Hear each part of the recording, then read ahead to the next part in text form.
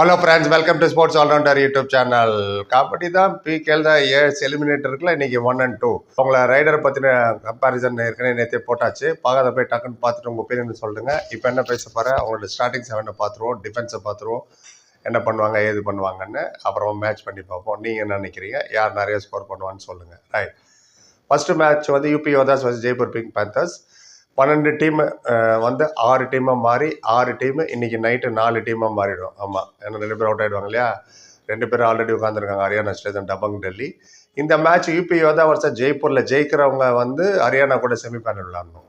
ஆமாம், அண்ட் அது ரொம்ப முக்கியம், அது வர மைண்டில் இருக்கணும் அவங்களுக்கு. ஃபஸ்ட்டு இந்த மேட்ச்சை தான் கான்சன்ட்ரேட் பண்ணுவாங்க. யோதா கன்சிஸ்டன்ட் டீமுங்க, எக்ஸப்ட் பிகேஎல் 10 போன சீசன் தவிர பாக்கி எல்லா சீசனுமே பிளே ஆஃப் போனவங்க. அவங்க கப்பு ஜெயிக்கல, அது ஒரு பக்கம் இருக்கட்டும், பட் கன்சிஸ்டண்டாக பிளே ஆஃப் உள்ள என்ட்ரான டீம். போன சீசன் பர்தீப் நர்வால் அவர் இருந்தார் இவங்ககிட்ட இப்போ வந்து பரத் ஹூடா இருக்காருல்ல, போத் சைட் ரைடிங், அது ரொம்ப டேஞ்சரஸ். எந்த பக்கம் வேணால் ஒரு ரைடருக்கு வருவார்.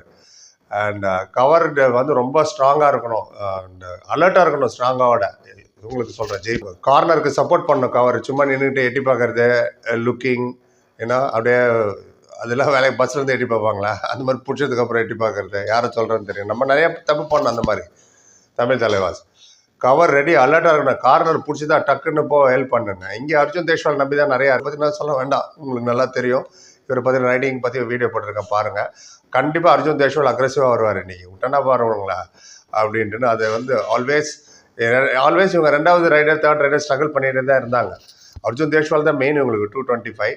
2வது நீரஜ் நர்வால் தான், அவர் ஒரு 74 பாயிண்ட் எடுத்திருக்காரு 2வது ரைடர். பட் டிஃபென்ஸில் வர ஒரு 13 பாயிண்ட் எடுத்திருக்காரு. பெரிய அட்வான்டேஜ் அது அர்ஜுன் தேஷ்வாலுக்கு. நீரஜ் நர்வால் வந்து ஆல்ரவுண்டர் கேட்டரியில் வருவார்.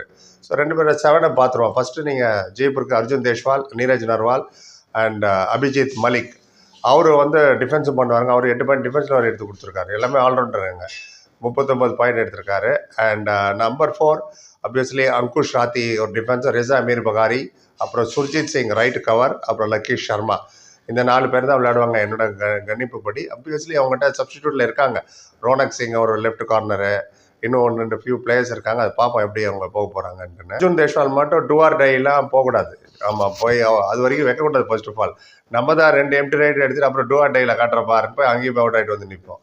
ஸோ அர்ஜுன் தேஷ்வாலுக்கு பதில் நீரஜ் நர்வால் தான் அனுப்புவாங்க அவங்க டூ ஆர் டையில். அப்படியே அந்த பாயிண்ட் அவுட் ஆனாலும் நீரஜ் அவுட் ஆகணும். ஏன்னா அர்ஜுன் தேஷ்வால் ரொம்ப முக்கியம் அவங்க.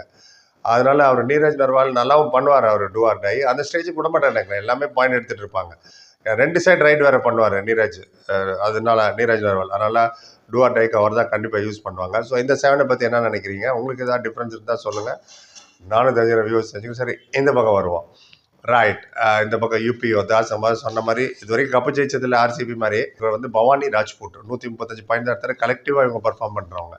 பவானி ராஜ்புட், அப்புறம் பரத் ஹூடா, அவரும் 2 பக்கமும் ரைடு எடுக்கிறவருங்க. ஆமாம், அதுவும் இல்லாமல் டிஃபென்ஸ் வேறு பண்ணி டிஃபென்ஸில் 13 பாயிண்ட் எடுத்து கொடுத்துருக்காரு. ஆல்ரவுண்டர் 99 பாயிண்ட்ஸ் அவருது டோட்டல் ரைடு பாயிண்ட்டு. ஸோ இது வெரி யூஸ்ஃபுல். பரத் ஹூடாவே அவங்க ஜாகிரதையாக இருக்கணும். எந்த சைடு வேணால் ரைடு எடுப்பார் அவர். ககன் கவுடா அவர் ஒருத்தருக்காரு 3 ரைடரில் 130 பாயிண்ட்ஸ். கண்டிப்பாக டிஃபென்ஸ் பார்த்தீங்கன்னா சுமித் சாங்வான் வருவார், லெஃப்ட் கார்னர் 65 பாயிண்ட்டு. ஹிதேஷ் அவர் ரைட் கார்னர் 63. இந்த ஜோடி தான் இருக்கும். அதே மாதிரி Ashish Singh and Mahender Singh right cover and left cover. இவங்க 2 பேர் தான் கவரை பார்த்துப்பாங்க. ஸோ என்னை பொறுத்தவரை பவானி ராஜ்புட், பரத் ஹூடா, ககன் கவுடா, சுமித் சாங்வான், ஹிதேஷ், ஆஷுஷ் சிங் அண்ட் மகேந்திர சிங். தோனி இல்லை, இது வெறும் மகேந்திர சிங் ஆச்சா. ஸோ இதுதான் அவங்கள்ட்ட 7. இவங்கள்ட்ட சப்ஸ்டியூட்டில் இருக்காங்க. சாவல் குமார் ஒருத்தர் இருக்கார் ரைட் கார்னர். சுரேந்தர் கில் இருக்கார், போன மேட்ச் கேப்டன்சி அவர் தான் பண்ணார். அசோக் குமார் அப்படின்னு ஒரு ரைடர் இருக்கார். ஸோ யாரை யூஸ் பண்ணுறாங்களோ அது up to them. It will be an interesting game. Winner go and play Haryana ஸ்டைலில், லூசர் கோ ஹோம். அப்படி தான். ஸோ ஏற்கனவே 6 டீம் வெளில போச்சவங்களாம் வேடிக்கை தான் பார்த்துட்டு இருக்கணும், என்ன பண்ணுறது. எனிவே, இதை பற்றி என்ன நினைக்கிறீங்க, இந்த ஸ்டார்டிங் 7 இருந்தால் உங்களோட கருத்தை சொல்லுங்கள். மேட்ச் பண்ணி பார்ப்போம், கரெக்டாக இருந்ததுன்னா எவ்வளோ பாயிண்ட் டிஃப்ரென்ஸ்னு ரிவ்யூவில் உங்கள் வீடியோ பேரை சொல்கிறேன். அடுத்தது வருது Patna versus you Mumba. Right, பொறுமை பார்த்து like, comment, share and subscribe பண்ணி சந்திக்கிறேன். Thank you so much.